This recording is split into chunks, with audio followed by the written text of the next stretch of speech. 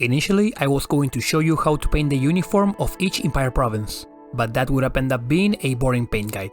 Given the wide variety of color schemes and high model count the Empire brings to the table, I think it more useful to give you some tips on both army painting and choosing your army scheme, while in the background you'll see me paint some models for different provinces of the new setting.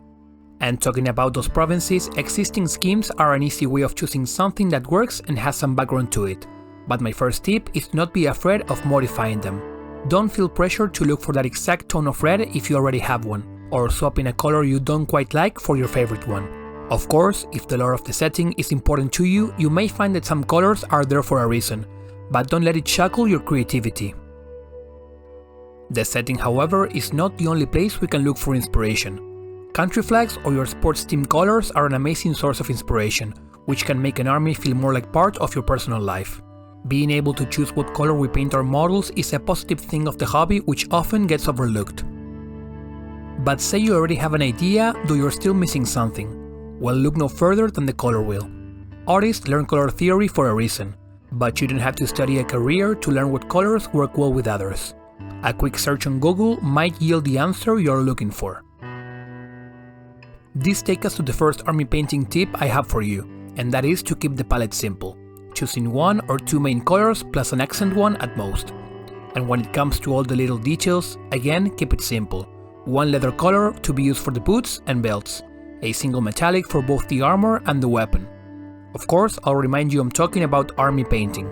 Take your time with your heroes and monsters, but when it comes to the rank and file, consider lowering your expectations. Highlight-wise, focus only on the main element of the army, that thing that makes it unique. If there is multiple of them, use the same color to highlight them both. This will not only save time, but bring more harmony to the model. Continuing with the army painting aspect, remember that the best workflow for someone else might not suit you. For example, if you only get to hobby during the weekends, maybe one of those 48 army challenge paint guides might be for you. If on the other hand, you get only an hour of hobby a day, maybe you'll enjoy tackling a single model per day to a higher standard and finish each day having accomplished something. These are just two of many examples, but whichever the case, the best paint style will be the one you both enjoy and works for you. I personally fall under the hobby on the weekends type. That is why you'll often see me take the base coat and all wash approach as I'm doing here.